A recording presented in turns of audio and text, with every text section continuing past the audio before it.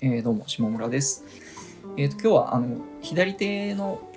動かし方のお話です。といってもなんかロック式フォームとかクラシック式フォームとかそういうフォームの、話じゃなくて、もうちょっと本質的というか根本的な弦の押さえ方みたいな話です。で、そんな難しい話じゃないんですけど、その話と、それを踏まえた簡単な練習方法があるので、それをちょっとご紹介したいなと思ってます。それをやると、私の場合は手の動き変わって結構動かしやすくなったので、ぜひ試していただきたいなということで、見ていただければと思います。よろしくお願いします。では、早速ですけれども、どうでしょうか。皆さん、左手自由に動いてますでしょうか。ギター弾くとき。なかなか、思った通りには動かんって感じかなと思います。ただ皆さんパソコンとかでそのタッチタイプできる方結構多いと思うんですけれども、あれってその割と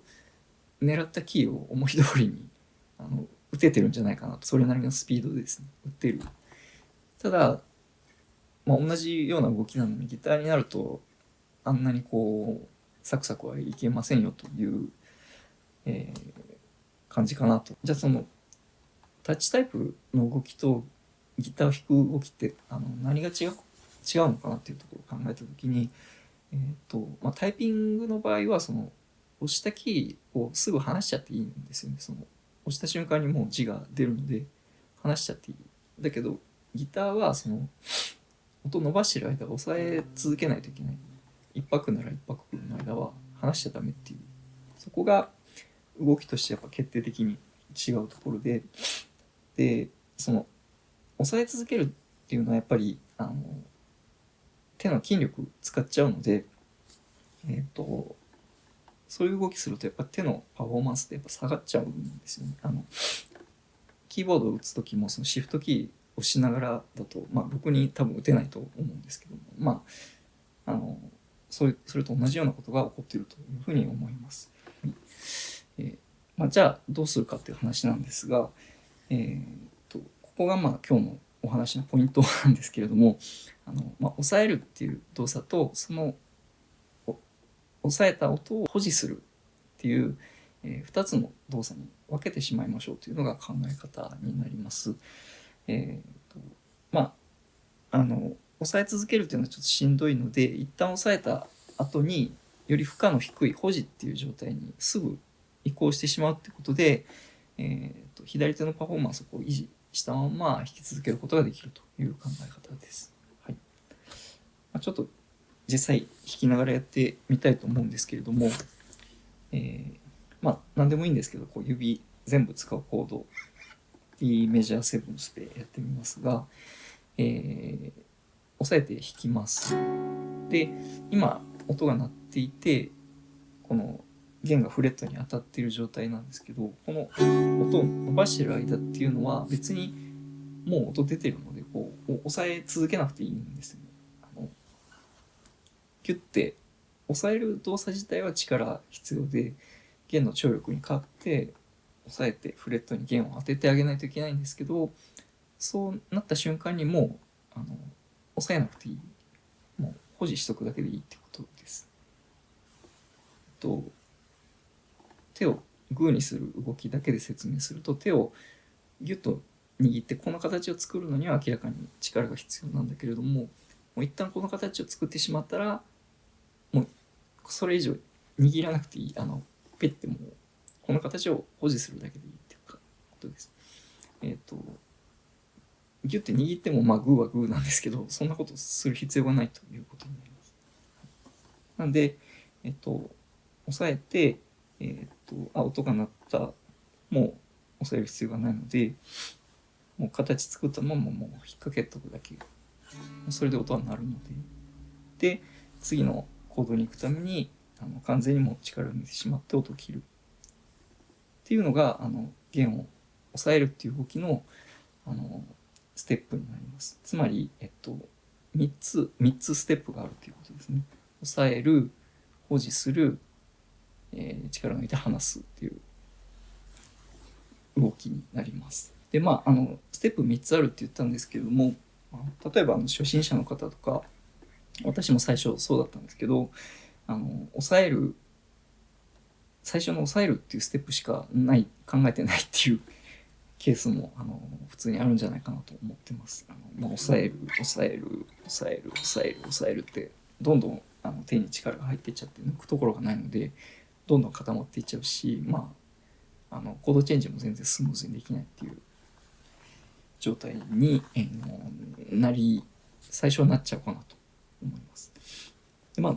んだんやってると感覚的にそのチェンジの前には一旦力抜いて別のコードの形作ってまた抑えるっていうそのプロセスが必要なんだなっていうのが、だんだん感覚的には分かってくるんですけれども、私が言ってるのはその間にさらに、抑えて次のコードに行くまでの間はもう音出てるんだからもう一つの脱力の段階が、あってもいいよねという考え方です。はい。じゃあこれをどうやって練習するかっていう話なんですけど、要はこのステップ3つが明確に意識できればいいっていうだけなので、めっちゃ簡単です。要はこの3ステップをゆっくり繰り返せばいいというだけの話です。メトロノームとかも特にいらないので自分で123って数えながら、1抑えるで2の時にその形を保持して音が鳴ってるのを確かめるで3でもう完全に抜いてしまう123 123 123っていう感じですね。そんなに難しくないと思います。でそれが大体できるようになったら次は1と2の間隔を、狭めていきます。もうちょっと早くしていくという感じです。123 123 123ぐらいで最終的にはもう1で音出た瞬間に2の状態に移行したいので、最終的にはもう1って言った瞬間に2に入っている123 123今1って言った瞬間にもう押さえた瞬間にもう保持の状態に入ってる3123っていう感じでやってみました。はい、そんなにこれも難しくないと思います。でそれができるようになったら、次はチェンジの練習もちょっとやってみましょう。123で完全に脱力した状態で次のコードを、Em7にしましたが、また123でまた戻る123 123 123 123これでその弦を押さえる動きの3ステップを使いつつチェンジの練習ができたということになります。はい。じゃあコードで練習したのでシングルノートでもやってみましょう。どこでもいいんですけど、6弦の5フレット678ぐらいでクロマチックな動きでさっきと同じように123って感じですね。123 123 123 123全然早く弾く必要はないしインテンポである必要もないので、感覚の練習なんでゆっくり自分の中で動きを感じ取りながらやるっていう感じです。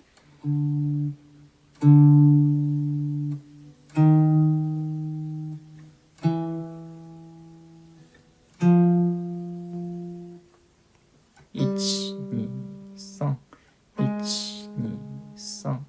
123 123これだけです。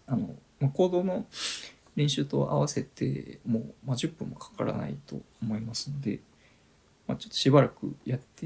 ひやってみてください。で、やってみた後にちょっと難しいと思ってる弾きにくいなと思ってる曲とかフレーズとかをちょっと練習してみてもらえると、ちょっと手の動きが変わったなっていうふうにちょっと感じてもらえるんじゃないかなと思います。ちょっとやってみますが、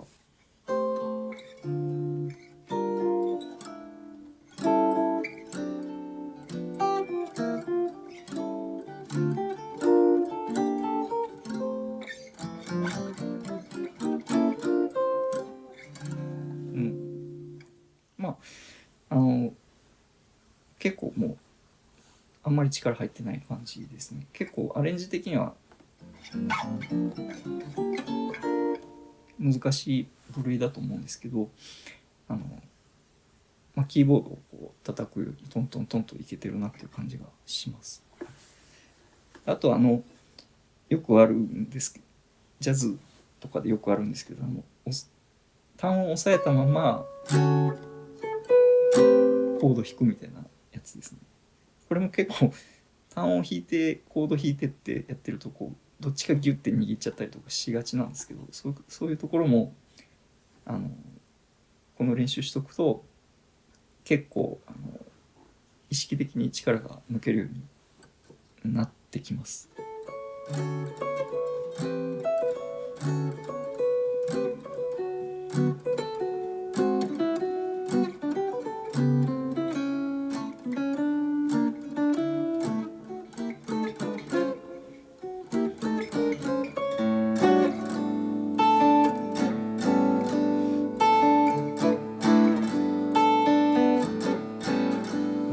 こういうなんかドミナントペダル系の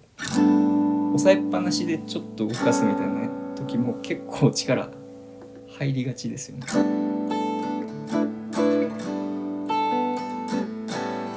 これこそものすごくこう効果絶大ですよ。その押さえてるのをやめようっていう練習なんで。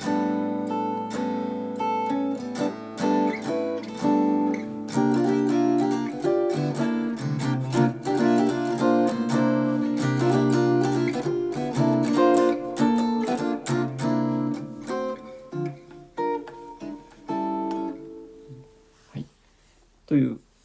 感じです。あとは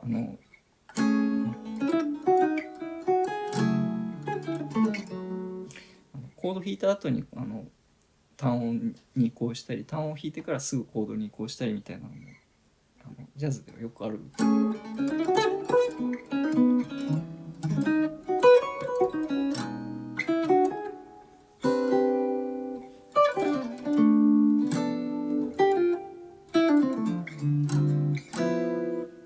あると思うんですけど、そういうのも移行が結構スムーズになる感じがあります。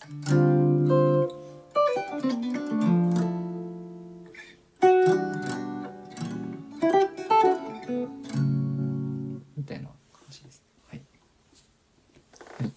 という感じで、